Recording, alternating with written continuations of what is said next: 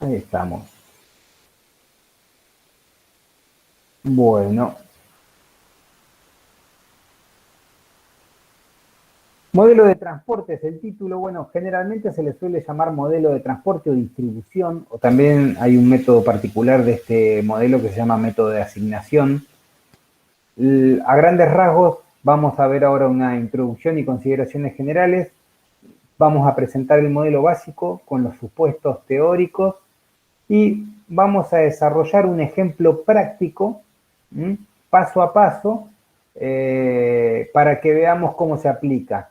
No obstante, hoy en día hay aplicaciones y hay sistemas que hacen que una definición de ruteo óptimo sea fácilmente resuelta. Donde vamos a poner foco en la clase cuando abordemos este tema es en cómo uno debe definir los parámetros y diseñar el modelo de transporte. Por supuesto que hoy en día las herramientas que hay para cálculo te resuelven la parte analítica. Lo importante y en lo que vamos a poner énfasis es en desde qué perspectiva debemos pensar el modelo, cómo vamos a definir las variables de producto, de elementos de transporte, de medios de transporte, configuración de costos, etcétera. Porque hoy en día cualquiera de nosotros puede tener una aplicación o un programita en la compu y te permite resolver el cálculo, pero ese programa hay que definirle qué variables, qué orígenes, qué destinos, qué costos, todos los parámetros que después se van a poner a calcular. Y es muy común que uno configura el modelo, lo hace calcular y arroja error. Y puede que te tire muchas veces error hasta que uno arma bien el modelo con los conceptos que tiene que tener para que no haya, ¿cómo es que se dice? Incompatibilidad en los cálculos que uno quiere realizar. Por eso, hoy en día, la cabeza la tenemos que tener más puesta en el aspecto humano de cómo modelizarlo más allá del cálculo que después se puede hacer. Acá les menciono la fuente. Estos son los 3 libros de referencia de donde tomé de cada uno, tomé un poquito para explicar todos los conceptos que vamos a ver hoy. Seguramente cuando decimos transporte y logística, ustedes ya se dan una idea de qué estamos hablando. Lo que sucede es que hoy en día, ahora en un ratito vamos a ver en diferentes magnitudes y con qué nivel de detalle se puede trabajar esto, pero lo que refiere a operaciones de transporte y logística siempre fue una consecuencia de las operaciones comerciales. Es decir, si uno se pone a ver a lo largo de los años cómo operaba la logística de una organización, ya sea para entregar un producto que alguien compraba o como para ir con un equipo de trabajo a realizar un servicio, siempre era una tarea o una actividad que se realizaba como consecuencia de una operación comercial. Es decir, que a medida que fueron aumentando la magnitud y la complejidad de las operaciones comerciales, fue que la logística y el transporte tuvo que ir respondiendo físicamente cosas que quizás no se realizaban en forma física. Me detengo un minuto en esto para que veamos por qué quizás hoy no es casualidad que cuando se habla de optimizar las operaciones de una organización, a lo que primero se apunta es a la logística, al transporte, a todo lo que tiene que ver con agregado de valor a través del movimiento físico de las cosas. Porque allí es donde más difícil se hizo poder escalar en cantidad la magnitud que tenía que responder con operaciones comerciales. Todos nosotros ya estamos acostumbrados hoy a que compramos por teléfono llamando o directamente escribiendo o en las plataformas digitales y ya son muy pocas las operaciones que hacemos en forma física presencial, salvo que uno vaya al kiosco, a la despensa del barrio o a algún negocio, pero con una frecuencia ya cada vez mucho menor a lo que se hacía antes. Imagínense que hace varios años, cuando todas las operaciones comerciales eran físicas, eso hacía que era menor la magnitud y la frecuencia con la que se hacían esas operaciones físicas. A medida que se empezaron a hacer en forma virtual, aumentó exponencialmente la cantidad de operaciones que se podían hacer, con qué frecuencia y por qué volumen. No significa que todas las operaciones virtuales eran por una cantidad mayor. Es más, al contrario.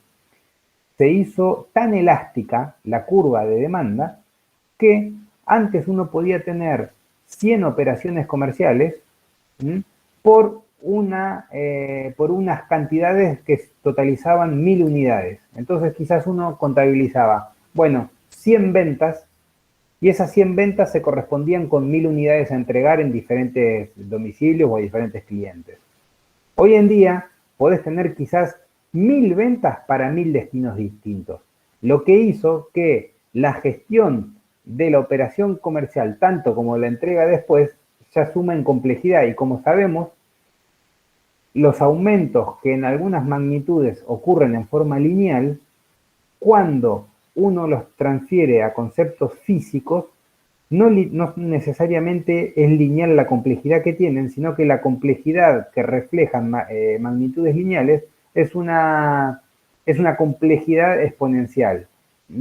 Por eso, desde el momento que tenemos que entregar 1000 unidades a 1000 destinos distintos, como resultado de 1000 operaciones comerciales, hace que se pueda multiplicar por 10 la complejidad que había en 100 operaciones comerciales por esa misma cantidad de entregas. ¿Me explico?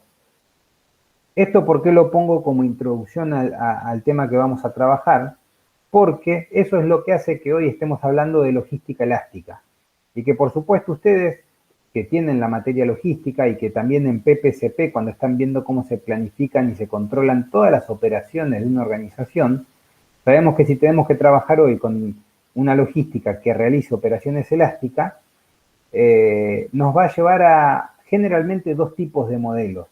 Acá menciono los que son más conocidos hoy como métodos de trabajo que pueden estar basados en filosofías que hacen alusión a la manufactura, es decir, poniéndose en el punto de vista de lo que se debe procesar para luego entregarse, o otra filosofía que habla de los requerimientos y de cómo se planea lo que se quiere fabricar y entregar. Ahora, estos dos tipos de filosofía, que es el modo en que uno va a comenzar a trabajar estos procesos, son los que nos va a dar esa elasticidad y adaptación a la cadena de suministro que estamos trabajando. Ahora, por supuesto que esto siempre hablando del marco conceptual, vamos a ir paso a paso profundizando en cada hoja que vayamos viendo hasta llegar a una operación de unidades, kilómetros, costos, etcétera. Pero tenemos que ir introduciéndonos en este ámbito de términos. Y bueno, en definitiva, hoy en día cualquiera de nosotros, ya sea como ustedes en la facultad o en algún trabajo o práctica que puedan tener, hoy en día el nivel de complejidad que vamos a estar trabajando está dado por la relación mercado e industria, que ya todos escuchamos hablar de lo que es mercado e industria 4.0, que es este paradigma que mencionábamos hace un ratito. Es la posibilidad de que el mercado hoy puede ser cualquier lugar del mundo y que la industria que produce para ese mercado puede ser cualquier lugar del mundo. Y se le llama 4.0 porque ahí es donde está metido la tecnología, el Internet de las cosas, blockchain, todo lo que es billeteras virtuales, con qué moneda pagar en cualquier lugar del mundo por cualquier producto o por cualquier servicio. Entonces eso ya nos pone en una posición de parámetros de elasticidad que son muy difíciles de cumplir con las cadenas de suministro. Ahí es donde está digamos, la inteligencia que haya que ponerle al negocio para definir cómo quiero entregar esto, en qué tiempo, con qué nivel de satisfacción del cliente y en qué condiciones, desde qué origen, etcétera. Todas estas variables son las que nos dan la cintura, la elasticidad que vamos a tener con la cadena de suministro que estamos trabajando. ¿Alguna consulta, algún comentario? Estos 5 minutos fueron más que nada a nivel introductorio, como para así ya empezar a ver de a poquito lo que es más duro y de cálculo técnico. No, pues, correcto. Bien. Bueno, acá les traigo un ejemplo. Quizás en alguna otra materia hayan visto algún modelo operativo. Esto es un ejemplo que traigo de un trabajo que hice hace poquito, una compañía en la cual hay que a partir de la visión que tiene y los requerimientos del negocio, ya lo habrán escuchado en varias clases, por supuesto que una visión de negocio y unos requerimientos, por supuesto que es una parte intangible, ¿no? Es algo muy importante que es lo que va a direccionar a una organización, pero se comienza a complejizar cuando uno baja y tiene que poner foco en la dimensión de las operaciones que hay que realizar. Entonces dice, bueno, ok, esta es mi visión, el requerimiento del negocio es tener rentabilidad, por supuesto que crecer y idealmente tener sostenibilidad, poder mantenerse en el tiempo. Ahora, cuando hay que traducir eso en dimensiones de trabajo, ahí es donde empezamos a trabajar lo que es producto o servicios y lo que es la eficiencia y con quién voy a realizar esta operación. Nosotros nos vamos a sentar, todo lo que son modelos de investigación operativa, están en esta parte que lo marqué con un recuadro punteado en rojo, en lo que son los procesos, ¿no? Nosotros como ingenieros industriales quizá nos toque en algún momento trabajar en esta parte de acá arriba, ¿no? En definición de visión de negocio, pero cuando hablamos de modelos de procesos, estamos en esta parte que es la base operativa. Es con qué insumos, con qué logística, con qué equipos de trabajo vamos a trabajar, y sobre estos ámbitos vamos a estar haciendo planes de mejora o midiendo la eficiencia con la que queremos operar. Por eso marco acá, al menos en este ejemplo, esto es simplemente a modo de ejemplo, cómo hay una pata muy importante que es el 50% de lo que es la parte logística. Esta organización tenía un concepto de comprar a proveedores y vender a clientes. No significaba producción. Esta organización no compraba materia prima, la procesaba en máquinas y luego vendía, sino que acá tenemos toda una parte logística de abastecimiento de productos para luego exhibirlos y venderlos a determinados clientes. Y sobre esta herramienta, a modo general, acá está mencionado el Chikotei Kanketsu, que es un modelo de calidad japonesa, que como este hay muchos, pero sin importar, cualquier compañía siempre basa sus operaciones en algún modelo determinado. Y lo que queremos destacar es que cuando hablamos de transporte y logística, podemos estar hablando, como en este caso, en el 50% de la operación. En algunas organizaciones puede ser el 20%, el 30% o el 80%, si es una compañía casi totalmente logística. Pero hoy en día es muy común que una compañía que tiene integrado su negocio tanto desde la parte logística como de servicio al cliente, fíjense que el 50% es la logística y el otro 50% el trabajo con el cliente. Nosotros también podríamos distinguir que hoy también hay modelos de negocio que parten esto a la mitad y quizá ni siquiera me conviene tener la logística interna, sino que yo mi negocio lo manejo de cara a mi cliente y tengo tercerizada la logística simplemente para que haga físicamente las entregas que yo manejo en forma virtual. Esto hoy en día es muy común, que uno tiene tercerizado este 50% que está del lado izquierdo y trabaja solamente en el fronting, es decir, tener una compañía, ya sea en la calle o en forma virtual, vender, ofrecer, y luego yo los pedidos que recibo los tercerizo en cuanto a dónde lo tengo estoqueado y la logística de entrega al cliente que me termina pagando a mí lo que yo quizá ni siquiera llegué a tener en mi poder. Pero bueno, como modelo de negocio quería mostrarles esto para que cuando hablamos de un modelo veamos en dónde nos estamos ubicando y hoy en día en tiempo real en una compañía en dónde estaríamos trabajando este tipo de temas. Y fíjense que acá abro el ámbito de producto en lo que es pedidos, recepción y bueno, mantener estándares después para lo que es la entrega a lo que el ámbito del cliente me pide. Siempre, quizás lo vean también en varios modelos, siempre hay tareas transaccionales que hacen a que esto funcione bien, ¿no? Cooperación, desarrollo de competencias, la eficiencia y la tecnología. O sea, si estos 4 pilares no están bien alineados, difícilmente se pueda cumplir con un buen trabajo, crossover se le dice de punta a punta, ¿no? De todas estas tareas. Así que bueno, quería mostrar esto como ejemplo, donde podemos ver plasmado lo que vamos a ver en un ratito. Esta imagen a modo de ejemplificar la tecnología 4.0. porque quizás no todos hemos visto alguna vez, bueno, hoy con qué tecnología se trabaja en logística.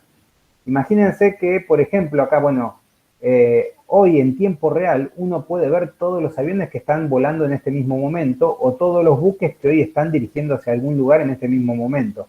Estas dos capturas de pantalla las tomé de un portal gratuito y público abierto. Después les voy a pasar el link, se llama Flight24, no sé si alguno lo conoce. Pero Sí, por ejemplo, yo tengo una aplicación. lo tenés, bueno, ¿ves? Flight24 es un link que uno entra en la web y podés ver todos los aviones que hoy están volando, no los que están en tierra. Pero si un avión ya despegó y está volando... Sí, hasta puedes poner el código del avión y ver específicamente el recorrido, el tiempo, en qué lugar va todo el avión. Exactamente. Bueno, justo a eso iba, ¿ves? O sea, lo que te aparece en la pantalla del avión, lo ves en el teléfono. En tiempo real, exactamente. Fíjense lo loco, ¿no? Que hoy en día cualquiera, aunque no te importe y no seas de ninguna compañía, entras a internet y ves todos los aviones que hoy están volando y empezás a hacer zoom, así como acá arriba estaba en esta imagen todos los aviones que hay a nivel mundial. Haces un zoom, por ejemplo, acá entras en Europa o acá como me metí en la parte de Sudamérica, y haces clic sobre uno de los avioncitos amarillos y te aparecen los datos, desde dónde hacia dónde va, a qué hora salió, cuánta gente lleva, qué modelo de avión, de qué compañía, a qué velocidad está viajando, a qué altura, y como decía ahí la compañera, tenés la opción de meterte en la cabina y por supuesto en forma virtual vas viendo lo que ven los pilotos por sus ventanas hacia afuera, no con cámara, sino en formato así de mapa digital. Pero fíjense acá el ejemplo de este avión que está marcado en rojo que yo marqué, que va de Lima a Guarulhos, a San Pablo, con toda esa información. O la otra entrada puede ser poniendo el código del vuelo y directamente te busca en qué estado está. Y lo mismo con otra plataforma que es Float24, que es de buques. Ven acá como ven el tráfico de buques. Entonces, es re loco, pero hoy en día es información abierta que cualquiera puede conocer y hacer trazabilidad de cada cosa que se está moviendo en el aire, en el agua, y también hay otra aplicación, pero que no es abierta, que es de tierra, que muestra todos los camiones y los trenes de carga, ya sea de humanos o de carga física, de pasajeros o de carga, como se les suele decir, que se están moviendo a nivel mundial. Entonces, por eso cuando decimos mercado e industria 4.0, estamos hablando de esto.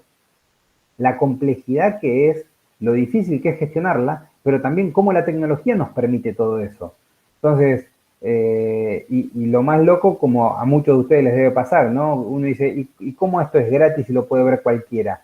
Del mismo modo que uno dice, bueno, ¿cómo Google invirtió los millones que invirtió para relevar metro cuadrado de todo el planeta, ponerlo en un mapa digital y que hoy cualquiera de nosotros pueda caminar por las calles del mundo que fueron filmadas, ¿no? Hay un delay, una vez por año lo actualizan, y que eso sea gratis. Pero bueno, no hay duda de que la tecnología, cuanto más difundida está, mejor beneficia al mercado, a la industria y también a los que desarrollaron esa tecnología. Pero bueno, parándonos en una pata un poco más crítica, lo que está faltando hoy en día y que es un déficit no de los países, sino del conjunto de la sociedad, es cómo controlar eso o cómo ponerles límites no de control comercial, sino de control ético y moral también. No todo tiene que estar librado a cualquier criterio, cultura o comercio. Pero bueno, ese es otro tema para analizar más en el ámbito de la antropología que de la ingeniería. Pero bueno, esto lo muestro para figurar esto que decíamos, cuando hablamos de mercado 0.0, industria 0.0, de 4.0 es esto, y es el marco en el cual tendremos que trabajar.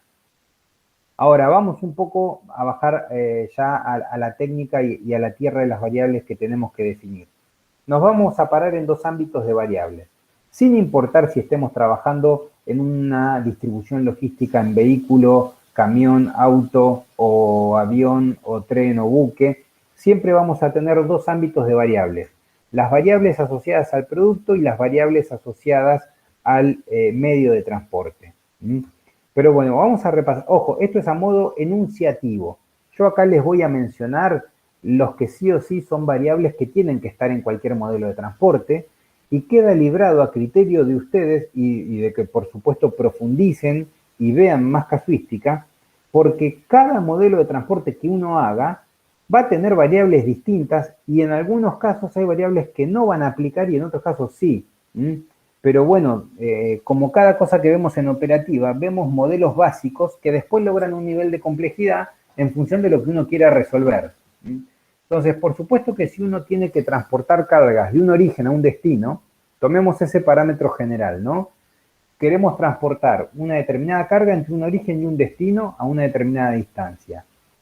Por supuesto que tenemos que saber qué cantidad es la que hay que transportar, qué valor tiene esa cantidad a transportar, porque imagínense si tenemos que definir por qué medio de transporte lo vamos a hacer, por tren, por camión, por buque, en carretilla empujándola, tengo que transportar una cantidad de acá a 10 metros dentro de una fábrica, porque puede ser logística interna, o puede también ser una logística interna, pero de varias hectáreas. Puede haber predios de muchas hectáreas que hay que mover cosas dentro del mismo predio.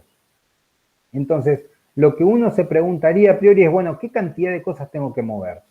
¿Qué valor tienen esas cosas?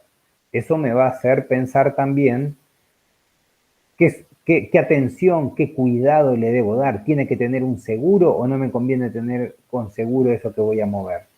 ¿Qué volumen ocupa? Acá, volumen me refiero al volumen físico, ancho, largo y alto, ¿no? ¿Cuántos metros cúbicos o centímetros cúbicos ocupa? ¿Qué peso tiene? Porque todas estas variables me van a definir si lo puedo empujar, si lo muevo con un puente grúa, si lo llevo en barco o en avión, según el valor y según lo que pesa o lo que ocupa. También acá en verde está siempre condiciones físicas. Es algo que se transporta así nomás, puede ir en caja, tiene que ir refrigerado, tiene que ir con un control de humedad específico, se puede apilar, no se puede apilar, eso lo vamos a ver en condiciones de transporte también, cómo son las condiciones de estiva. ¿Hay un tiempo máximo que tiene que estar esto en transporte? ¿O puede estar en transporte 6 semanas? ¿O no puede pasar más de una semana en condiciones de transporte? Entonces, condiciones físicas no es algo menor. Consolidación de carga es un aspecto que también nos hace pensar de si uno en un medio de transporte puede mezclar diferentes cargas. Podés mezclar químicos tóxicos con alimentos. Podés transportar animales o personas juntos con cargas físicas de qué características. Entonces, cuando hablamos de consolidar carga, no solamente es tratar de juntar la mayor cantidad de cosas en un tráiler o en un container para que salga lo más barato el prorrateo del costo unitario, sino es ver qué reglas técnicas tienen que cumplirse, de qué cosas pueden transportarse juntas y qué cosas no. Y también elementos de transporte, no sé si ya están cursando o van a cursar a futuro la materia logística o también la materia, no me acuerdo cuál, se veían elementos y métodos de transporte. Elementos de transporte son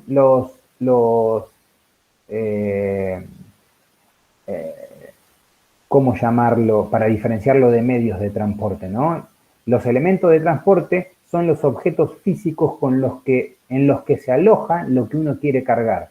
Entonces podrá ser un pallet, podrá ser un rack de metal, podrá ser papel reforzado. Entonces hay todo un tema en respecto de elementos de transporte. Hay compañías que se dedican a esto y hay gente que se especializa, hace posgrados en cómo, a partir de tener un producto, definir qué elemento de transporte es el que se debe utilizar para transportar esa cosa de un lugar a otro.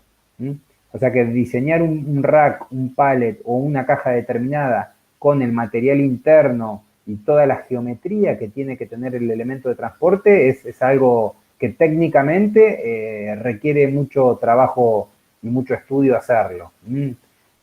Todos cuando quizás recibimos, es muy fácil verlo cuando uno ve cómo va embalado una heladera, un microondas, un horno, o también cómo van embalados los celulares, ¿no? La geometría de cómo están distribuida la cajita y cómo se cuida el producto y dónde va ubicada cada cosa. Bueno, esos son elementos de transporte que a su vez son subelementos de transporte, que se pueden ir colocando de nivel 1, 2, 3, ¿no? Los elementos de transporte, a medida que se van consolidando las cantidades, van aumentando en escala. Hay varios niveles para hablar de eso también. Así que bueno, menciono solamente a modo enunciativo estas variables asociadas al producto, pero como decíamos, según el ejemplo del que estemos hablando, podemos empezar a mencionar muchas variables más. Si estamos hablando de, por ejemplo, productos perecederos. Hay ejemplos, el año pasado daba el ejemplo de salmón fresco, ¿no? Todos los días hay un frigorífico en Puerto Montt, en Chile, que todos los días faena salmón, lo coloca en unos elementos plásticos sanitarios con hielo, no hielo seco, con hielo, y se embarca en avión y que 7 horas y media después están aterrizando en Nueva York y se venden en ciertos restaurantes como el pescado fresco del día. Entonces, es decir, fíjense cómo la logística de un producto fresco y con elementos de transporte adecuados y con un sistema bien aceitado administrativo de permisos de transportar alimentos frescos entre países diferentes, con seguros determinados, etcétera. Podemos estar hablando de ese ejemplo, como podemos estar hablando también de, por ejemplo, caucho natural que viene desde la India hasta acá, hasta Argentina, a fábricas como la de Pirelli para fabricar neumáticos. Y en qué condiciones viene y cómo se debe almacenar para que las condiciones de humedad hagan que la carga esa cuando se transporta en forma marítima no se vea afectada, etcétera, etcétera, etcétera. Pero bueno, son ejemplos generales para que veamos la diversidad de cuestiones que tendríamos que tener en cuenta, siempre hablando de variables asociadas al producto. Ahora nos paramos en el otro ámbito, variables asociadas al medio de transporte, y ya el tema de definir cuál es el mejor medio de transporte tiene que ver con, tendremos que ver si conviene que sea aéreo, marítimo, terrestre. Eso también va a estar trazado por las variables del producto, porque cuando tengo que definir el medio de transporte, nos vamos a preguntar, bueno, qué cantidad, qué valor, qué volumen, qué peso, en qué condiciones físicas, pero también algo que no está escrito acá, pero es con qué frecuencia. Hay una relación que tiene que ver con cantidad y frecuencia, y que lo vamos a analizar más en detalle cuando veamos modelos de inventario, a partir de la semana que viene. Porque yo ya sé que tengo que mover esta determinada cantidad de cosas con estas características, pero bueno, ¿con qué frecuencia lo vas a hacer? Y en función de la frecuencia que tengas, vas a definir si, bueno, va a ir aéreo, marítimo, terrestre. Y depende a qué distancia y en qué tiempo de entrega tenés que cumplirlo. Entonces, acá es donde vemos que estos dos ámbitos de variables los ponemos de este modo como para repasar paso a paso cada una y no nos olvidemos de nada en el momento de armar un modelo. Pero nos vamos a dar cuenta que hay una relación biunívoca entre unas y otras, que la relación frecuencia y distancia-tiempo tiene que ver también con la cantidad y condiciones físicas. Entonces vamos a ver que todas las variables están asociadas entre sí. Entonces voy a decir, ¿a qué distancia queda ese destino respecto de donde hoy está la carga? ¿Qué distancia de transporte? ¿Tengo un tiempo o el tiempo no es una variable que esté como una restricción del problema? Condiciones de conservación van en relación con el tiempo. Puede que las condiciones de conservación hagan que sea aéreo y no marítimo. No necesariamente por el tiempo, sino por las condiciones de conservación en sí mismas. Entonces, del mismo modo que en camino crítico, cuando veíamos una programación y había diferentes tareas que se podían hacer en paralelo, podía haber una que sea crítica y una que tenía holgura. ¿Se acuerdan? Ahora bien, en este método de trabajo, vamos a ver variables que alguna puede que sea crítica y otra no. Ahora, si la que no es crítica se convierte en crítica, hace que altere otra variable. Entonces, si las condiciones de conservación es una variable crítica y el tiempo no lo es, veremos cuál de las dos es la que tiene más peso al momento de definir en qué medio de transporte lo voy a realizar. Y también a grandes rasgos podemos estar hablando de, entre otros requerimientos, ¿no? Las horas hombre serán horas hombre de chofer, si estamos hablando de un camión. Si tengo que mandar en camión una carga desde acá hasta Bariloche, Buenos Aires a Bariloche, y voy a decir, bueno, en camión, ¿cuántas horas hombre tengo si tengo que respetar los descansos? Entonces, va un único chofer cumpliendo con las condiciones de seguridad e higiene, y cuántos kilómetros puede hacer y cuánto tiempo parar cada una determinada cantidad de kilómetros, cuánto debe dormir, si llega o no llega, o tiene que dormir antes, o voy a tener que hacer ese análisis, me conviene que tenga 2 choferes o 3 choferes, ¿no? Según la distancia y el tiempo y los descansos y las paradas, si pueden dormir arriba del vehículo o no, o qué descanso pueden hacer y ir rotándose, etcétera, etcétera, ¿no? Horas de vehículo requeridas, horas de bodega requeridas. Acá es donde también empezamos a compartimentar todas estas variables, porque vamos a tener que un transporte, ¿no? Una entrega entre un origen y un destino, va a tener unas horas hombre que van a ser horas hombre del que carga, horas hombre del chofer que transporta, horas hombre de la persona que luego descarga, horas hombre del despachante de aduana que va a estar controlando lo que se carga y lo que se descarga, y horas de bodega. Y depende, las horas de bodega que voy a tener en el viaje, o durante la carga, o durante la descarga, o en bodega, donde voy a esperar un transbordo. Entonces, vamos a ver que en la práctica, cada vez que nos paremos sobre alguna de estas variables, cualquiera de las que están mencionadas en la hoja, por cada ítem que mencionamos acá, quizás nos planteemos 3 o 4 preguntas que van a determinar en otras 3 o 4 variables más a tener en cuenta. Así que por eso les digo, esto que está acá escrito es un disparador, es el puntapié inicial de variables que indefectiblemente hay que tener en cuenta, lo que no quita que después, según el caso, tengamos que explorar y hacer un doble clic sobre cada una y ver frecuencias y ver tiempos y ver regiones y qué cambio de país hay o no en este transporte que se realiza, o cambio de jurisdicción, ¿no? Si uno si va con alimentos a la zona de la Patagonia, a Bariloche, como decíamos, control fitosanitario, qué certificados tengo que tener, el tiempo que puede demorar o no ese trámite y el tener la información o no tenerla.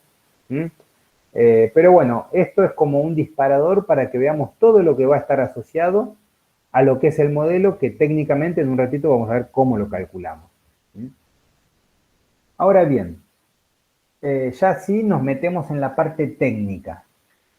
Este es un ejemplo para empezar a ver qué forma tendría un modelo básico de transporte. Como ven, sobre el lado izquierdo, fuentes u orígenes, ¿no? Vamos a estar hablando de orígenes y destinos. Ahora, la configuración de esta red va a depender según cuántos orígenes, que acá vemos A1, A2, AM, y destinos que podrán ser B1, B2, BN. Esta red va a tomar la configuración que esté dada por entre qué cantidad de orígenes y qué cantidad de destinos quiero conectar una ruta para que se haga logística directa e inversa, ¿no? Porque puede haber una logística de ida y una logística de regreso, o una logística después entre destinos distintos o entre orígenes distintos. Esas ya son particularidades que se le pueden agregar al modelo. Pero acá, digamos que uno parte desde esta premisa inicial. Tengo que definir cuántos orígenes tengo, cuántos destinos tengo, y cada una de las flechas que conecta un origen con un destino debería tener un costo unitario asociado y una cantidad a transportar. Por supuesto, siempre repito, estamos hablando del modelo básico. Entonces, uno va a partir desde este criterio, ¿no? Es decir, por ejemplo, desde el origen A1 hasta el destino B1, deberé tener calculado cuál es el costo de transportar una caja de zapatos, por ejemplo. Ese va a ser el coeficiente C11. El costo de transportar entre el origen 1 y el destino 1 una unidad, que va a ser el producto caja de zapatos, que lo vamos a llamar X11. Entonces, X11 es un producto, una unidad de producto a ser transportada entre el origen 1 y el destino 1, y el C11 va a ser el costo asociado a ese transporte unitario. Por supuesto que después, cuando hablamos de consolidación de cargas o de prorrateo por tráiler cerrado o por container cerrado, son cálculos que ya tienen que ver con comercialmente cómo manejo los lotes. Pero esta configuración es la que nos va a determinar el modelo que queremos armar. Ahora bien, vamos a los supuestos que deberíamos tener. Para que podamos operar con el cálculo de programación lineal, deberíamos tener una determinada cantidad de unidades entre todos los orígenes, que debería ser igual a la totalidad de unidades a ser recibidas en destino. ¿A qué me refiero? Nosotros sabemos que el cálculo de programación lineal, como lo habíamos visto en Simplex, era un cálculo matricial, ¿recuerdan? Era cálculo matricial, que usábamos la teoría de Gauss-Jordan, el método del pivote, hacíamos cálculo con la matriz identidad, etcétera, etcétera. Por esa relación que vimos de la teoría de grafos, de que todo lo que podemos graficar como un grafo, después podríamos plantearlo en una matriz y hacer cálculo matricial. Entonces, ¿qué vamos a estar planteando acá? Que para que podamos utilizar el método de programación lineal a los fines de este modelo de transporte, si tuviera, por ejemplo, estos tres orígenes, y tengo 10 unidades en stock en cada origen, tengo 10 unidades en el origen 1, 10 en el 2, 10 en el 3, para que el cálculo me cierre y poder usar esta herramienta, voy a tener que distribuir estas 30 unidades, que están 10 en cada origen, entre todos estos destinos. Y pueden ser que vayan, que el destino 1 quiere 10, el 2 también y el 3 también, o que el destino 1 quiere recibir, tiene una demanda de 5, el destino 2 tiene una demanda de 35 y el destino 3, bueno, lo que resta para llegar a 30. Pero al menos estos dos supuestos lo que me están planteando es que la totalidad de unidades a ser despachada debería ser la totalidad de unidades a ser recibidas entre todos los destinos. Ahora, también vamos a tener una función objetivo. La función objetivo, como en el método Simplex, debe ser una única función objetivo, al menos para el modelo y para el cálculo que vamos a hacer. En este caso, siempre que estaremos hablando de logística y transporte, vamos a estar hablando que se desea realizar el transporte de todas esas unidades al menor costo posible. Es decir, cumplir tiempo, cumplir la entrega ya sea en cantidad, en tiempo y en calidad al menor costo posible.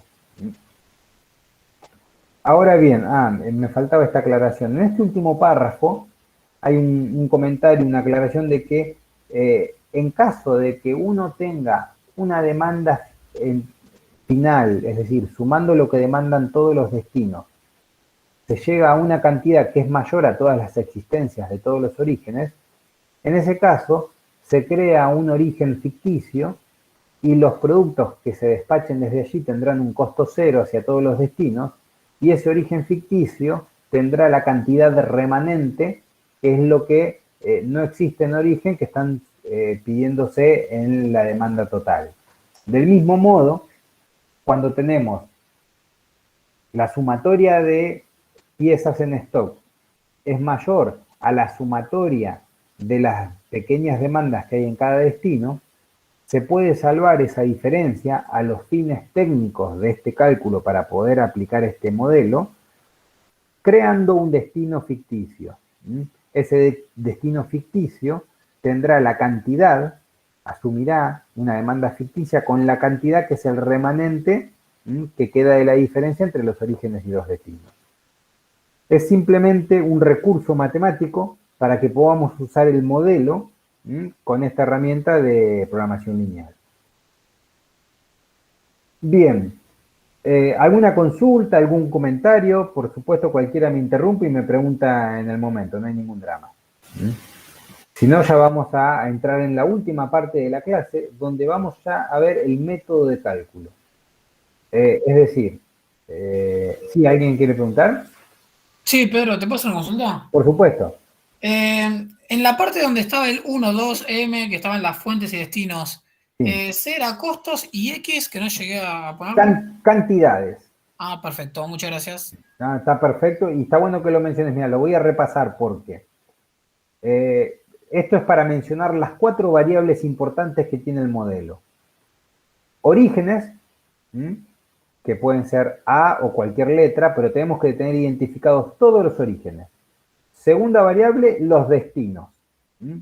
Tercer variable, el costo unitario entre cada origen y cada destino, que cada flechita va a ser un dato. Es decir, va a haber un costo de transportar una caja de zapatos de 1 a 1, de 1 a 2 y de 1 a n. Entonces, va a haber un costo unitario para la unión entre cada origen y cada destino, siempre estemos hablando de un único producto. Y por supuesto que X es las cantidades. Entonces yo digo, voy a transportar 10 cajas de zapato desde 1 hasta 2. Entonces, el C11 va a ser el costo por unidad y lo voy a multiplicar por X, que es la cantidad de cajas de zapato que voy a transportar entre 1 y 2. De ese modo quedan configuradas las 4 variables: origen, destino, costo unitario y cantidad a transportar. Siempre hablando del modelo básico. Por supuesto que después tendremos que hacer un doble clic. Ustedes en la práctica se van a encontrar con que el costo unitario de una caja de zapatos entre Buenos Aires y Rosario va a tener un componente que es el seguro, por si no llega, se pierde o choca el vehículo y se destruye toda la carga que tenía.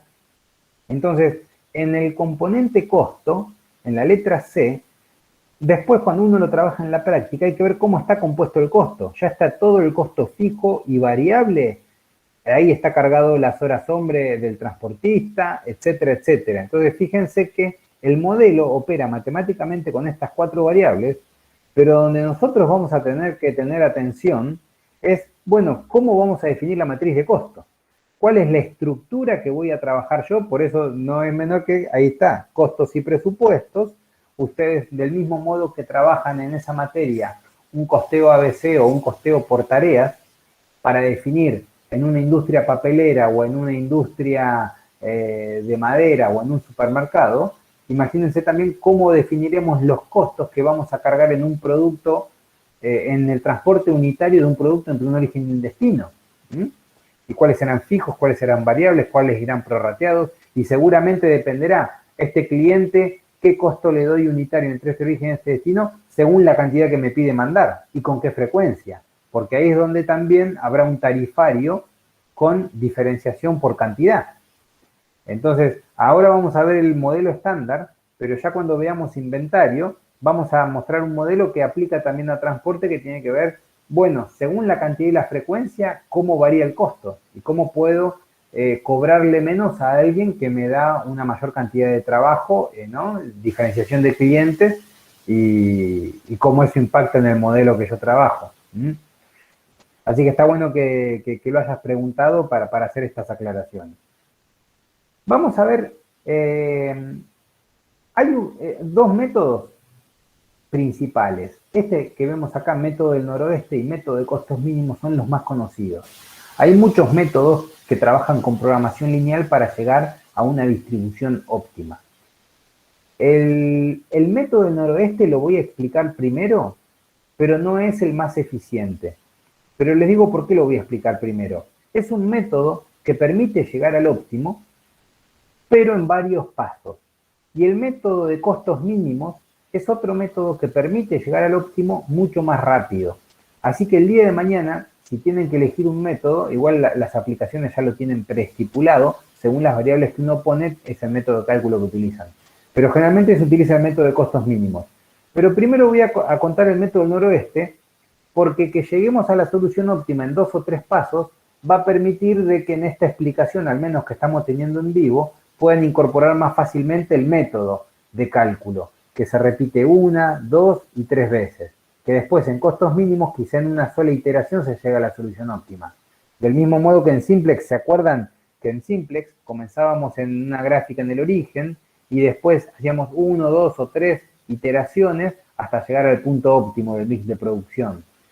Pero lo importante es que acá el método de costos mínimos es el más óptimo, vamos a aprender el método con el primero y no nos va a llevar más de 10-15 minutos. Entonces, acá planteo una consigna. Este sería un ejercicio básico de un transporte que hay que optimizar, una red que hay que optimizar. Fíjense que tenemos acá 3 orígenes. Origen 1, origen 2 y origen 3. Cada origen, imaginémonos que es un depósito, un galpón. Un origen 1 que tiene 10 unidades en stock, otro 2 que tiene 10 unidades y el tercero que también tiene 10. Cada origen es una locación diferente, es decir, uno puede ser Buenos Aires, el otro puede ser Mar del Plata y el otro Santiago del Estero. Son orígenes y pueden estar distribuidos geográficamente en cualquier lugar, pero queda claro que son locaciones diferentes. Por otra parte, tengo 4 destinos, de 1, de 2, de 3 y de 4, con cantidades que deben recibir. Entonces, por supuesto que yo tengo que tener en claro qué cantidad quiero recibir en cada uno de los destinos y qué cantidades tengo disponibles en cada uno de los orígenes. Acá la pregunta es, ahora, imaginémonos ahora que yo les digo, bueno, les presento esta consigna. Díganme cuál es el mix óptimo de distribución. Estos son los orígenes y sus cantidades en stock, estos son los destinos y las cantidades que debe recibir cada destino. Y les doy como dato esta matriz de 3×4, que es la matriz de costos unitaria. Es decir que transportar una unidad entre el origen 1 y el destino 1 me cuesta 5 unidades monetarias. Podrán ser 5 pesos, 5 dólares, llamémoslo unidades monetarias. Me cuesta 5 transportar una unidad entre origen 1 y destino 1. Y por ejemplo, me cuesta 7 transportar una unidad entre el origen 2 y el destino 4. Este es el modo en el que opera esta matriz. Entonces yo tengo esta consigna, cantidades a transportar, cantidades a ser recibidas. Como habíamos dicho, hay un supuesto que dice que la totalidad de las sumatorias a ser recibidas debe ser igual a la totalidad de las sumatorias en origen. Vemos que la totalidad en origen son 30 y la totalidad en destino siempre tiene que sumar 30 también. Y si no, utilizamos ese recurso que se mencionó antes, que es o generar un destino ficticio o un origen ficticio con la cantidad que haya que complementar. Ahora bien, si no estuviéramos aprendiendo este modelo y a cada uno nos dan esta consigna, uno se tendría que poner a calcular, ¿no? Prueba y error, a ver qué cantidad, entre qué lugar y qué lugar, porque fíjense que acá no está el dato de qué distancia. Y eso es otra cosa que también hay que pensarla al momento de diseñar el modelo. Acá ya está dado el dato del costo. Pero imagínense que lo más difícil no es ahora el método de cálculo que vamos a aprender, sino que lo más difícil es armar esta matriz de costos. Porque en este costo que hay entre el destino 1 y el origen 1, este valor de 5, es el valor que ya incluye un cálculo que tuve que haber hecho, que incluye la distancia, la frecuencia con la que yo mando un camión entre origen 1 y destino 1, y te estoy diciendo, bueno, este es el costo terrestre, o podré tener otra matriz de costos marítimo. Y en este costo unitario se engloba también quizás el seguro por el valor de lo que estoy transportando, etcétera, etcétera, etcétera. Entonces, como les decía recién, definir los costos de esta matriz, ahí es donde uno tendrá que cranear según la consolidación de carga a qué cliente le ofrezco este precio y por qué. Pero bueno, partiendo de esto, el método del noroeste es un modo de comenzar arbitrariamente a calcular esta posible solución. Entonces, volví a copiar acá arriba la consigna para que la tengamos en mente mientras comenzamos por el método del noroeste. Método del noroeste se le dice porque se comienza a calcular desde la primera celda arriba a la izquierda y terminamos en la celda más desplazada hacia la derecha y abajo. Por eso se empieza por el noroeste y se termina en el sudeste. Y es un modo arbitrario de empezar por algún lado de cálculo. Después el método de cálculo es estándar, se va a repetir siempre lo mismo como habíamos visto en el método simplex. Pero el método del noroeste dice, quiero cumplir con el primer destino desde todos los orígenes, empezando por el origen 1, luego el 2 y luego el 3. Entonces digo, voy a tratar de llenar el primer casillero. Fíjense que acá arriba estoy marcando ahora las cantidades a ser recibidas. 9, 4, 8 y 9 son las cantidades que debe recibir el destino 1, 2, 3 y 4. Entonces digo, quiero cumplir con el destino 1. Voy a empezar a priorizar. Primero hacer llegar todo al destino 1, luego al 2, al 3 y al 4. Y voy a ir cumpliendo hasta ir agotando stock del origen 1, luego el stock del origen 2 y luego el stock del origen 3. Entonces digo, el destino 1 me requiere 9. Tengo que mandar 9 unidades al destino 1. ¿Con lo que hay en el origen 1 me alcanza? Sí, porque en el origen 1 tengo 10. Entonces, en este cuadro de 4×3, que lo voy a llamar matriz de cantidades a distribuir, ven que es X sub IJ, X es la variable de cantidades a distribuir. Entonces digo, bueno, voy a distribuir 9 unidades que van a ser despachadas en el origen 1 y entregadas en el destino 1. Entonces, ya cancelo la demanda del origen 1. Ahora paso a satisfacer la demanda del origen 2. Quiere recibir 4. Bueno, ¿cuánto le puedo mandar desde el origen 1? Una unidad, que es la que me quedó excedente luego de haber mandado 9 al destino 1. Entonces digo, bueno, una unidad la va a despachar el destino 1 y ya finaliza el stock que tenía. Ahora, para completar las 3 que me faltan en el destino 2, las voy a mandar desde el origen 2. Entonces, por eso pongo un 3 acá, y esta columna, al sumar el 3 y el 1, ya totaliza los 4 que va a recibir el destino 2, ¿ven? Entonces digo, estos 4 que el destino 2 quería recibir, vienen 1 proveniente del origen 1 y 3 proveniente del origen 2. Paso a satisfacer la tercera demanda. Una demanda de 8, que van a salir 7 unidades del origen 2 y una del origen 3. Y por último, el cuarto destino va a recibir 9 unidades, todas del origen 3. De este modo, esta regla del noroeste significa arbitrariamente ir cumpliendo las demandas de cada uno de los destinos, del 1 al 4, y también ir despachando del origen 1 al origen 3 a medida que se me va agotando el stock.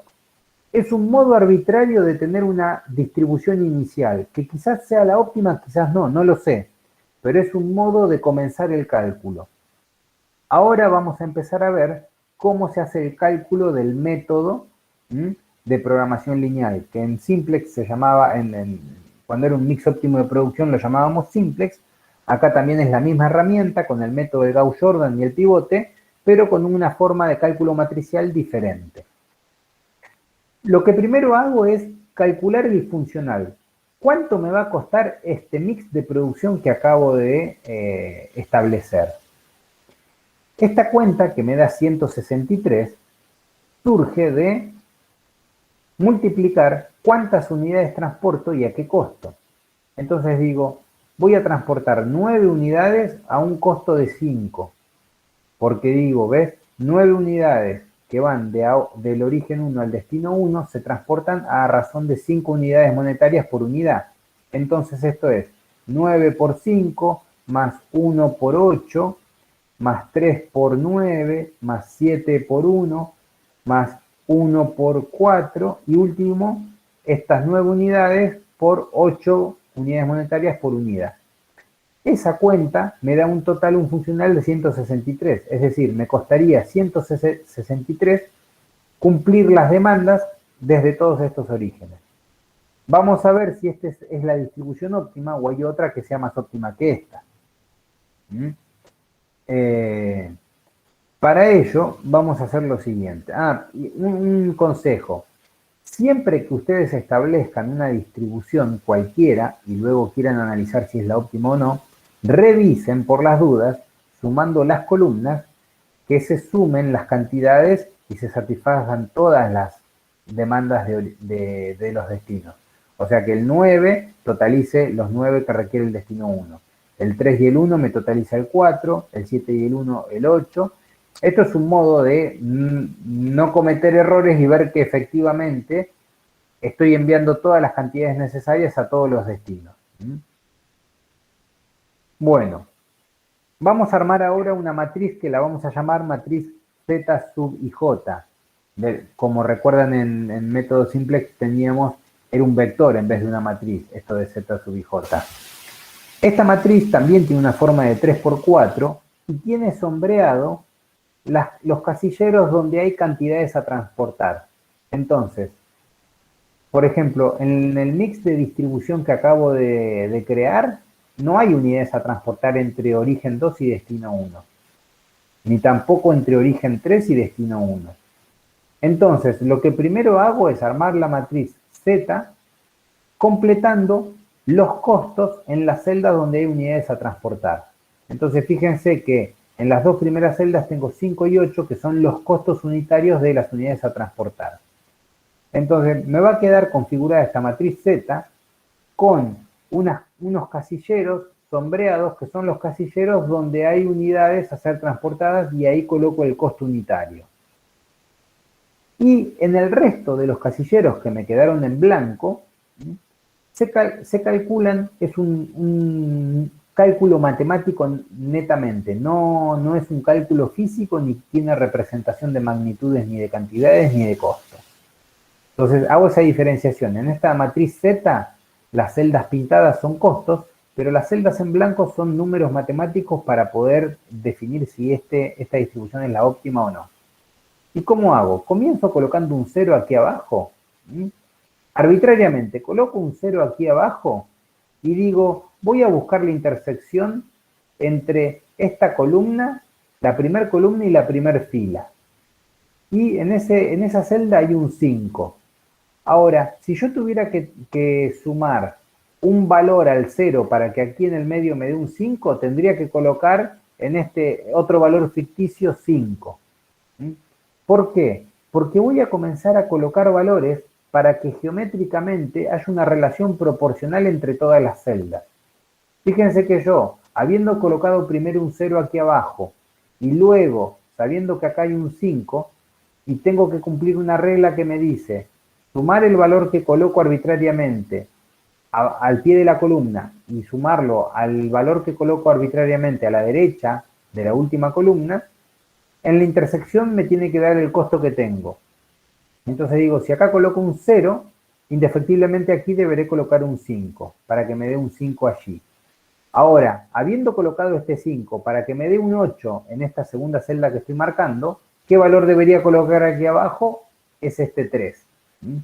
Esto es un razonamiento lógico que es por cálculo geométrico. Uno coloca un 0 acá y automáticamente sé que para que me dé 5 debo colocar un 5 aquí. Ahora, habiendo colocado un 5 aquí, sabiendo que acá está el 8, que este es un dato que tomé de la matriz de costos, sé que debo colocar aquí este 3, para que este 3 sumado a este 5 me da este 8. Ahora, habiendo colocado este 3, para que aquí tenga un 9, entonces acá debo colocar este 6. Habiendo colocado este 6, para que aquí me dé 1, debo colocar un menos 5, porque si a este 6 le sumo algo para que aquí me dé 1, entonces tiene que ser 6 menos 5, ahí resulta el 1 que está en esta posición. Ahora, habiendo colocado este 6 aquí, habiendo colocado este menos 5 para que acá tenga un 4, en la última posición de esta columna ficticia, tengo que poner un 9. Para que 9 sumado a menos 5 me quede el 4 que tengo como costo en esta celda. Y último, si tengo un 9 colocado acá, el menos 1 es el valor que debería indicar para que resulte un 8 de la suma de esas dos variables. Esto, que por supuesto sería más fácil explicarlo con animación, le podría haber puesto animación para que vayan apareciendo los números a medida que los iba calculando.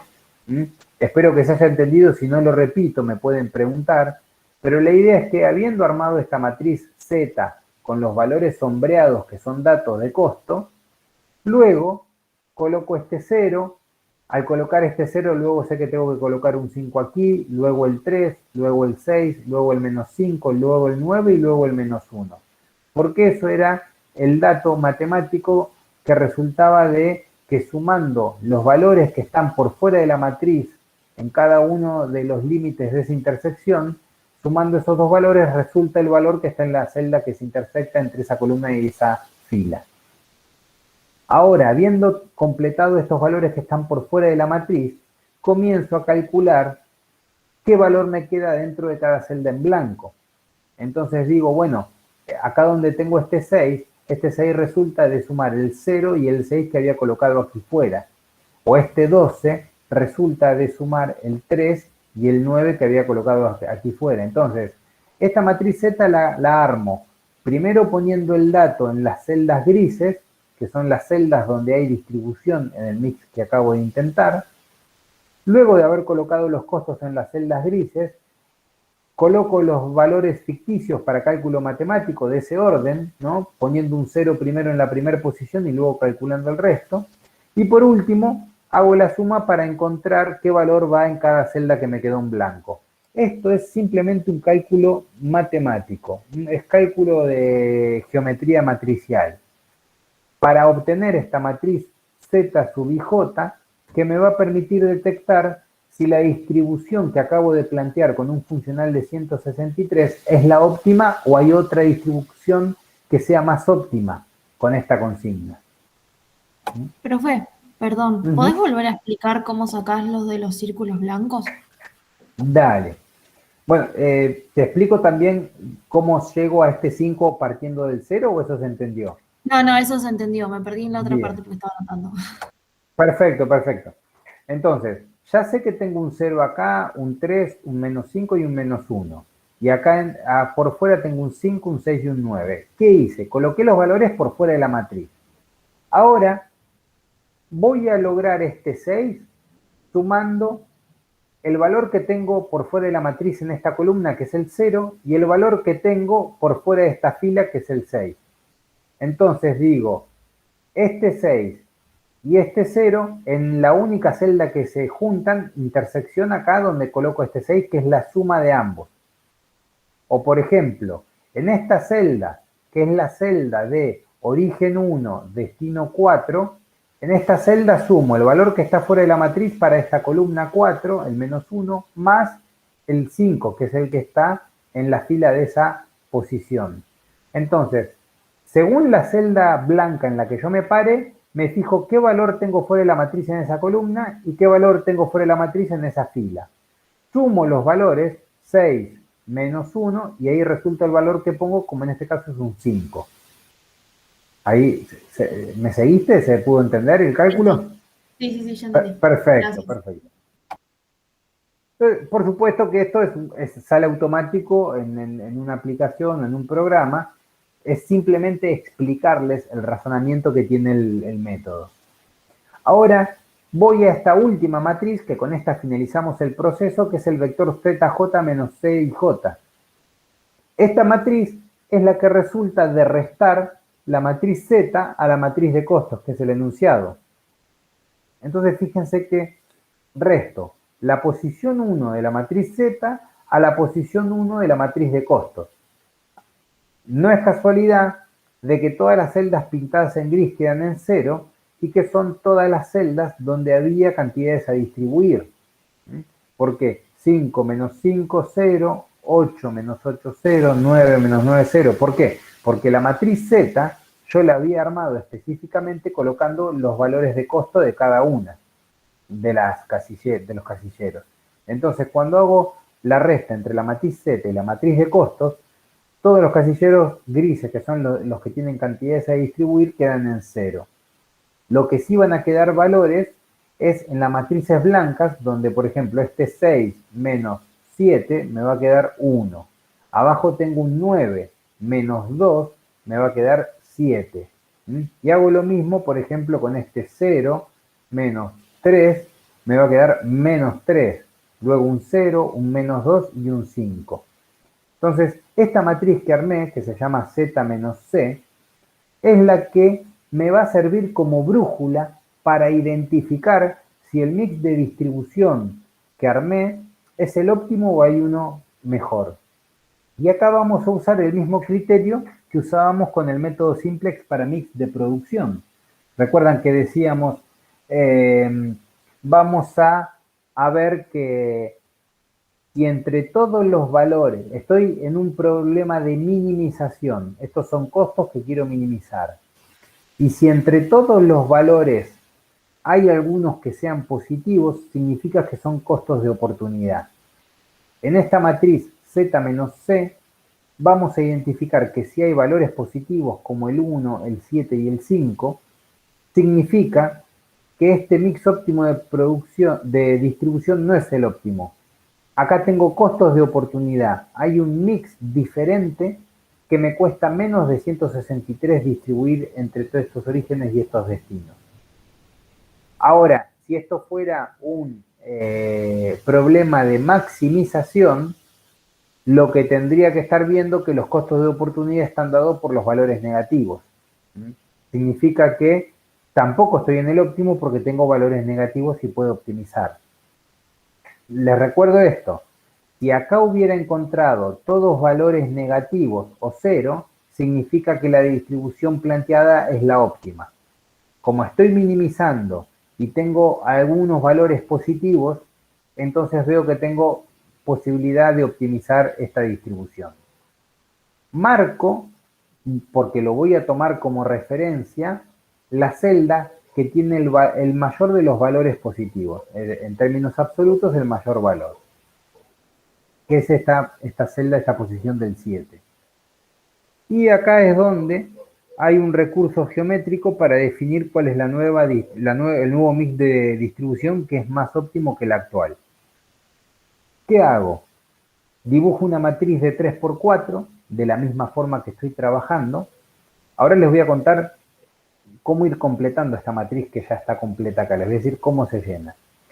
Agarro una matriz de 3×4, coloreo, por supuesto, la celda que determiné que es mi costo de oportunidad, y en esa celda voy a colocar un signo positivo y deberé formar una poligonal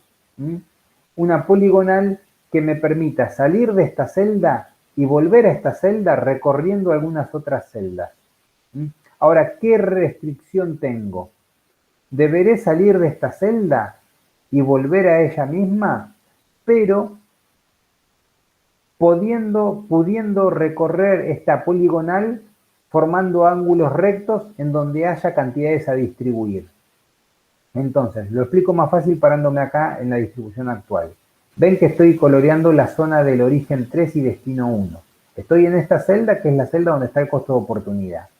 Significa que yo tendría que estar transportando unidades entre el origen 3 y el destino 1 y hoy no lo estoy haciendo, porque acá el método me está diciendo que acá hay un costo de oportunidad. Y fíjense el razonamiento, ¿no? Estoy transportando a un costo de 5 por unidad y acá abajo podría estar transportando un costo de 2 por unidad. Es decir, enviar al destino 1 unidades desde el origen 3 me convendría antes que mandarlas desde el origen 1. Suena lógico. Bueno, esto es lo que me está mostrando el método. Hay un costo de oportunidad. Ahora, quiero mandar unidades desde esta posición. Este recurso matemático que les estoy explicando significa en que debo partir desde esta celda recorriendo otras celdas donde haya cantidades a distribuir. Entonces, voy hasta la celda donde hay un 9, luego doblo a la derecha y voy hasta la celda que hay un 1, bajo hasta la celda que hay un 3, voy hasta la celda que hay un 7, vuelvo a bajar hasta la celda que hay un 1 y ahí vuelvo a la celda de donde salí. La consigna matemática es, debes salir de esta celda y volver hasta esta celda, pero recorriendo casilleros, podés doblar solamente en los casilleros donde haya cantidades a distribuir y ahí generar un ángulo recto de 90 grados. No podés trazar una diagonal, ir desde la celda donde hay 9 a donde hay 3, sino que tenés que ir hasta donde hay un 9, un 1, un 3, un 7, un 1. No importa que no haya pasado por otra celda donde había cantidades a distribuir. El recurso matemático dice que se debe salir desde la celda que tiene costo de oportunidad y volver a ella, pero siempre pudiendo doblar en celdas que tengan cantidad de distribuir y generando ahí un ángulo recto. Por eso, acá queda conformado un signo de más en la celda donde está el costo de oportunidad. Luego subí y coloco un signo menos, olvídense de este 9 que viene después, coloco un menos, un más, un menos, un más, un menos y vuelvo a la celda de origen. Entonces, coloco iterando signos más y menos en las celdas que definí que me van a formar esta poligonal. ¿Mm?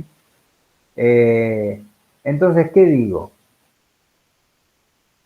Habiendo calculado ya esta poligonal y asignando los signos más y menos a cada celda, voy a sumar o restar el valor que tenía el costo de oportunidad. Entonces, ¿qué digo? Déjenme que me perdí. Espérenme un segundo que me están llamando y estoy apagando el celular. Discúlpenme que me distraje un segundito.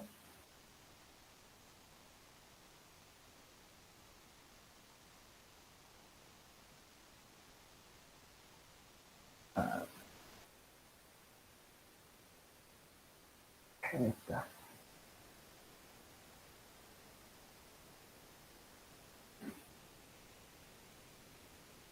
Les pido disculpas, pero es por un tema personal que tengo que estar pendiente, ¿eh?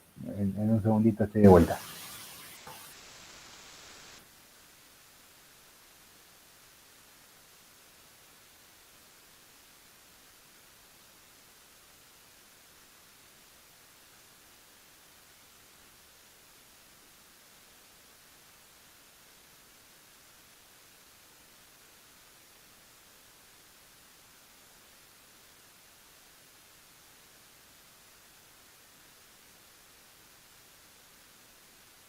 Ok, bien. Les pido disculpas, pero estoy... mi hermana está cuidando a mi hijo mientras doy la clase y me quería avisar algo. Perdón. Bueno, llegamos a que tracé una poligonal con signos más y menos, iterando un signo más, un signo menos, un signo más, un signo menos, uno más, uno menos. Y como quedó claro, esta es la poligonal que formo, ¿no? Esta es la poligonal que formo con ángulos rectos, pudiendo girar con vértices con ángulos rectos en celdas que sí o sí tienen cantidades a distribuir. Muy bien. Bueno, entonces, ¿qué hago? Coloco en esta matriz que acabo de armar artificialmente con estos signos más y menos, los valores de la distribución que estoy cuestionando. Entonces yo me estoy cuestionando si acá tengo un 9, un 1, un 3, un 7, un 1 y un 9. Ahora lo que hice fue ponerles unos signos que me van a servir para hacer un cálculo y, en teoría, determinar cuál es el nuevo mix que debería ser más óptimo al actual. Entonces, ¿qué hago? Digo, habiendo escrito en esta matriz las mismas cantidades en sus ubicaciones y ahora teniendo estos signos de más y menos que me definen una poligonal, me fijo en las celdas que hay un signo menos, que son este 9, este 3 y este 1, son las celdas donde tiene un signo menos, y el menor de esos valores va a ser el valor del pivote. Entonces ven que acá tengo el 1 es el menor, porque tengo el 1, el 3 y el 9, que son las celdas donde coloqué un signo de menos. Entonces 1 va a ser el valor del pivote, y ese pivote es el valor que deberé restar o sumar a cada una de las cantidades a distribuir en el mix actual. Entonces digo, me paro en la primera celda, acá A11. Tengo 9 unidades a distribuir. Con un signo de menos, entonces a este 9 le tengo que restar el valor del pivote, que es 1. El valor del pivote asume valor absoluto, no es un menos 1, es un 1 nada más. Entonces, porque el valor de más y menos significa para ver si juega sumando o restando en la distribución actual. Entonces digo, donde iba a transportar 9 unidades, ahora voy a transportar 9 menos el valor del pivote, por eso me queda en el nuevo mix 8 a transportar. Donde iba a transportar una unidad, me va a quedar una más el valor del pivote, o sea, 2 unidades. Donde iba a transportar 3 unidades, voy a transportar 3 menos 1, o sea que transporto 2. Donde iba a transportar 7 unidades, voy a transportar 7 más 1, o sea que me quedan 8 unidades a transportar aquí. Fíjense que este 9 que estaba en la posición origen 3, destino 4, este 9 no estaba jugando en esta poligonal que armé, entonces queda igual. Sigo transportando 9 unidades entre el origen 3 y el destino 4. Y por último, en la posición donde estaba el costo de oportunidad, debo sumar el valor del pivote, que es 1. Entonces no había nada y ahora le sumo el valor del pivote y es 1. ¿Qué termino de hacer acá? Acá termina el método y el cálculo. Esto es todo lo que teníamos que saber hasta ahora. Termino encontrando un nuevo mix de producción, un nuevo mix de distribución, que ahora tiene un funcional de 156 en vez de 163. Entonces se cumplió que con este método de cálculo encontré un costo de oportunidad y encontré un mix óptimo mejor al anterior. Lo único que cambió, fíjense que ahora el destino 1 va a recibir 8 unidades del origen 1 y una del origen 3. El destino 2 va a recibir 2 del origen 1 y 2 del origen 2. El destino 3 va a recibir todas las unidades desde el origen 2. Y el destino 4 va a recibir las 9 unidades que necesita desde el origen 3.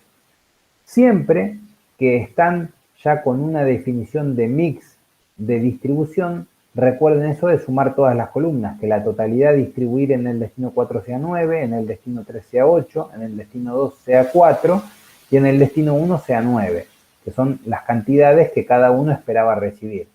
Y también por las dudas, siempre que terminan de hacer un cálculo de mix de distribución, sumen las filas para ver que los 10 que había en el origen 1 son los 10 que voy a distribuir, los 10 del origen 2 son los 10 que voy a distribuir y los 10 del origen 3 son los 10 que voy a distribuir. Entonces, acá ya queda explicado el método con el cual yo voy a ir siguiendo esta iteración hasta encontrar el mix óptimo de distribución cuando ya no encuentre ningún valor positivo en la matriz Z menos C. Entonces, lo que explicamos como método del noroeste fue un método arbitrario como para comenzar el ejercicio. Fue una forma arbitraria de distribuir y luego ver si era la óptima o no. Y con estas reglas de cálculo geométrico encontré un nuevo mix de distribución que era más óptimo que el anterior. Lo que no significa que sea el óptimo total. Es decir, es mejor que el anterior. Pero voy a volver a hacer el cálculo y volver a detectar si hay un costo de oportunidad. Entonces, cuando vuelvo a calcular, veo que en la matriz Z menos C sigue habiendo ahora una posibilidad acá de transportar unidades entre el origen 1 y el destino 4, que no lo estoy usando, y esto ya me muestra que hay un funcional menor al actual con un mix diferente de distribución. Entonces, lo que acá era 156 lo vuelvo a copiar en esta nueva hoja para continuar con el cálculo. Se encuentra un nuevo mix de distribución que pasa de costar 156 a costar 100. Y fíjense que la sumatoria de filas me tiene que dar 10 en cada fila y la sumatoria de columnas me debe dar 9, 4, 8 y 9, 9, 4, 8 y 9, que era lo que debe recibir cada destino. Fíjense que lo itero nuevamente y termino encontrando otro mix de 95. Y para validarlo, termino de ver que en la última matriz Z menos C para este mix de distribución no hay ningún valor que sea positivo. Entonces, ¿qué me está reflejando esto? Que este mix de distribución con un funcional de 95 es el mix óptimo. Y bajo las condiciones del enunciado, no hay ningún mix que tenga un menor costo que este 95 que acabo de calcular. Y fíjense que se cumple la regla, que el destino 1 recibe 9, todas esas 9 unidades del destino del origen 3. Miren cuando comenzamos que empezamos por regla del noroeste despachando todo al destino 1 desde el origen 1 y el óptimo da que deben ser todas del origen 3, que tiene un costo de 2. Entonces, luego el destino 2 recibe las 4 que debe recibir, el destino 3 las 8 y el último las 9. Entonces, este método de cálculo permitió hallar la distribución óptima en 3 pasos. Lo importante es que este método servía para explicar cómo calcularlo. Ahora les voy a explicar el método de costos mínimos que en la práctica es el más recomendable porque permite llegar al óptimo en la menor cantidad de pasos. Significa que uno toma la matriz del enunciado y la brújula que nos va a orientar para armar un mix arbitrario sería, voy a fijarme de toda la matriz de costos cuál es el menor costo. Y acá encuentro que 1 es el menor costo y es el costo de enviar unidades del origen 2 al destino 3. Entonces, ¿qué digo? Voy a saturar eso.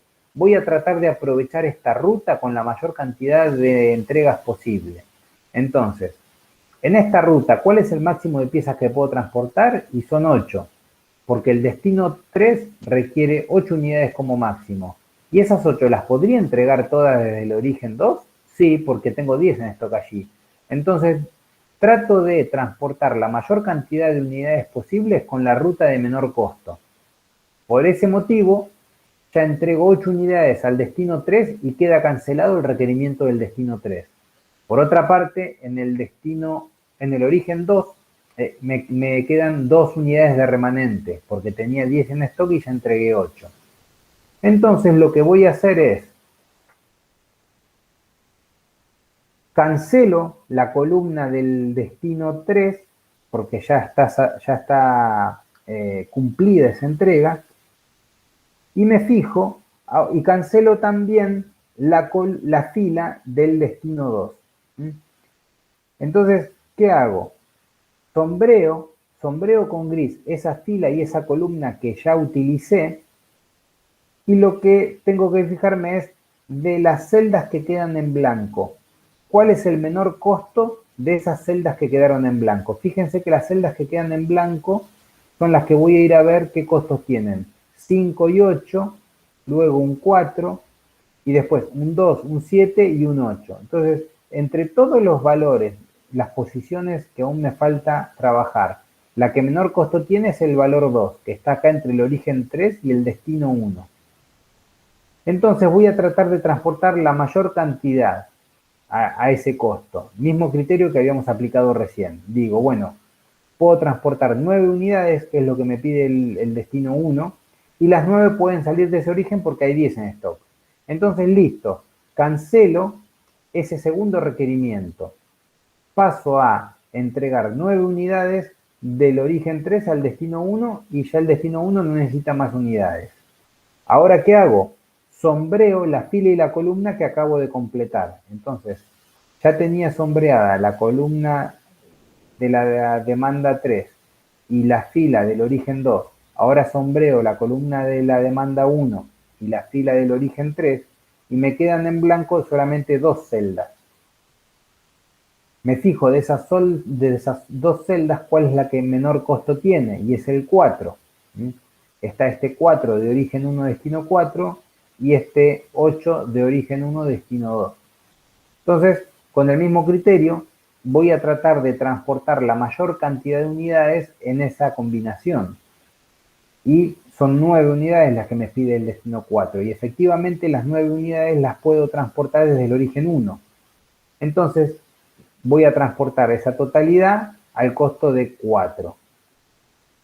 Finalmente, el único destino que me queda por cumplir es el destino 2 con 4 unidades y ese destino lo voy a cumplimentar con las cantidades remanentes de cada uno de los orígenes. Me sobró una unidad en el origen 1, me sobró 2 unidades en el origen 2 y me sobró una unidad en el origen 3. Y de ese modo cumplo con las 4 entregas que me pide el destino 2. Cuando veo el mix, acá tengo, este último mix de distribución lo replico, ¿ven? Son 9, 1, 2, 1, 8 y 9, y le calculo el funcional. Y me da 95, que era el funcional que había logrado también por el método del noroeste, nada más que en el método de costos mínimos lo logré en menos cantidad de pasos. Ahora, no siempre costos mínimos lo voy a lograr en un paso como hice acá. Este método de costos mínimos que me llegó a este mix de producción, a este mix de distribución, yo luego le aplico el criterio para detectar si es el mix óptimo o no. Entonces fíjense que costos mínimos es un método que para lograr una primer mix de distribución me lleva más tiempo, es más engorroso que el noroeste, pero me hace acortar pasos porque llegué a un mix de distribución que ya en el primer chequeo de cálculo me muestra que es el óptimo porque no queda ningún positivo.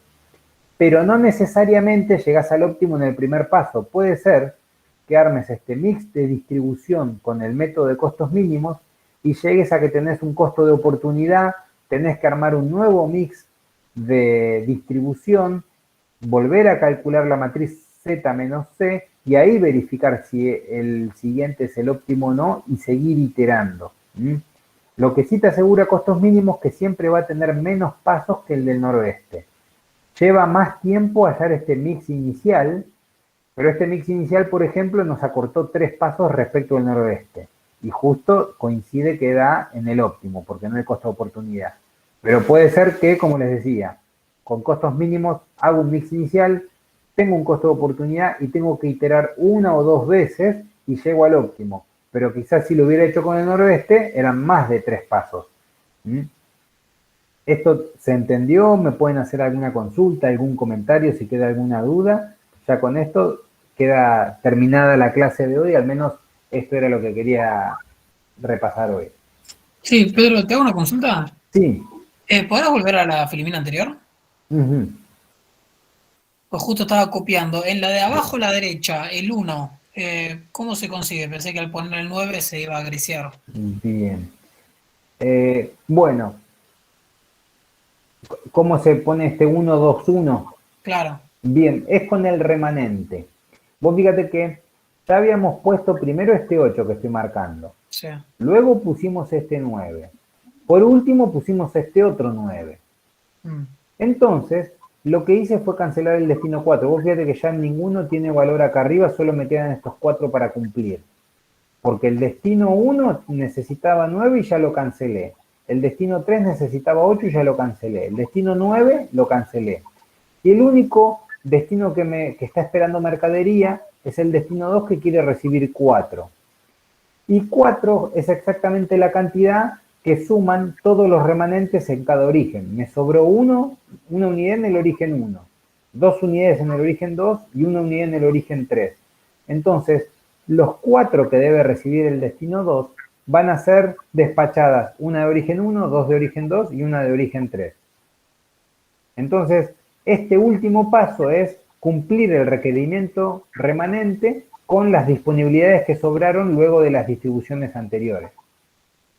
Perfecto. Muchas gracias. No, de nada. Profe, yo tengo una pregunta del método anterior. Sí. No me quedó claro cómo elige el pivot. ¿Me lo podría repetir eso? Dale, ahí vamos a repasarlo. Bueno, estábamos parados acá en la matriz Z menos C. Y en esta matriz yo me fijo cuál es el mayor de los valores positivos. Primero me fijo si hay valores positivos. Si hay valores positivos y estoy minimizando, significa que el mix de distribución que estoy trabajando no es el óptimo. Entonces, tengo este menos 3, este 0, este menos 2. Tengo el 1, el 5 y el 7. Entonces tengo 3 costos de oportunidad. ¿Qué significa? Que en estas 3 celdas podría estar transportando cantidades y no lo estoy haciendo. Ahora tomo el mayor de los positivos porque sería el que mejor costo de oportunidad me depara. Entonces, elijo esta celda y la pinto. Ven que está pintada, está sombreada esta celda donde está el 7. Y voy a dibujar una matriz en blanco de 3 por 4. Esta matriz que estoy marcando ahora, primero se dibuja en blanco, sin nada adentro. Y solo se sombrea la celda donde yo encontré un costo de oportunidad. Ahora, me paro en esta celda coloreada y ¿qué voy a hacer? Voy a colocar los números del mix de distribución que estoy queriendo analizar si es el óptimo o no. Entonces le coloco 9, 1, 3, 7, 1 y 9, ¿correcto? Entonces, ¿qué hago? Obtengo una matriz con el mismo mix de distribución que estoy cuestionando. A esa matriz le coloreé en la celda de costo de oportunidad y acá hay que aplicar una regla matemática que tiene la siguiente condición. Tenés que salir de esta celda y volver a esta celda pero tenés que recorrer otros casilleros yendo para arriba, abajo o hacia los costados, pero no en diagonal. Esto parece un juego de crucigramas, ¿no? Parece un juego como Sudoku. Entonces, tenés que salir de esta celda sombreada y volver a esta celda sombreada, recorriendo otros casilleros cualesquiera, pero solo podés tener un vértice y doblar hacia la derecha, hacia la izquierda, hacia arriba o hacia abajo en celdas que tengan un valor. Entonces, salgo desde acá, voy para arriba, llego hasta el 9, doblo a la derecha, ahí bajo, doblo a la derecha, bajo y vuelvo. Esta alternativa, este recorrido que acabo de hacer, es el único recorrido posible como para salir de esta celda y volver a ella misma, pero doblando solamente en casilleros que tengan un valor adentro, y en ese casillero hacer un vértice de 90 grados. Por ejemplo, si yo voy hasta arriba hasta el 9, y voy a la derecha, si en el 1 no doblo para abajo, ya después no puedo doblar en ningún lugar como para volver, porque no hay número, no podría usarlo como un vértice. ¿Me explico? O si voy al revés, voy hacia la derecha hasta el 1, doblo al 7, luego al 3. Si en el 1 seguía derecho, que podría haberlo hecho, y podría doblar en el 9 para arriba, pero ya si voy para arriba no hay ningún valor y no lo voy a poder usar de vértice. Entonces, esto es como un juego de ingenio. Salir de la celda coloreada y volver a la celda coloreada, pero pudiendo doblar solamente en casilleros que tengan un valor. Y ahí la poligonal que armo es una poligonal a la cual al origen le pongo un signo más. Y en cada vértice que dibujé de mi poligonal le voy iterando un signo menos, un signo más, un signo menos, un signo más, un signo menos y luego vuelvo al signo más. Si hubiera hecho una poligonal donde esa iteración no se respeta es porque la estoy armando mal. Si me hubiera quedado en el 7 un menos, en el 1 un más, y luego vengo acá y hay un más, no se estaría cumpliendo porque deben quedar perfectamente iterados signos más y menos. Claro, eso lo entiendo. Lo que no entiendo es cómo elige el -1. O sea, ¿por qué eligió el -1? Para, como segundo pivot, digamos. Uy, perdón, te estoy escuchando entrecortado. ¿Me podés repetir? Claro, este punto lo entendí. No entendí cómo elige el -1 como segundo pivot, digamos. Ah, bien. Ahora, una vez que hiciste esto, te fijas de las celdas que tienen signo más y menos y tienen un valor, que son el 9 que tiene un menos, el 1 que tiene un más, el 3 que tiene un menos, el 7 que tiene un más y el 1 que tiene un menos. Es decir, en las celdas donde hay signo y un valor, elegís cuál de los que tienen un signo de menos, que son el 9, el 3 y el 1, te fijas porque son los 3 que tienen un signo menos.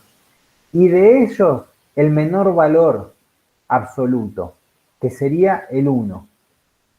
Entonces, de ese modo queda el 1 como valor de pivote, porque es de las celdas que tienen un signo menos, es una de las 3 que lo tienen. Y de las 3 celdas está el 9, el 3 y el 1, y en términos absolutos el 1 es el menor de ellos.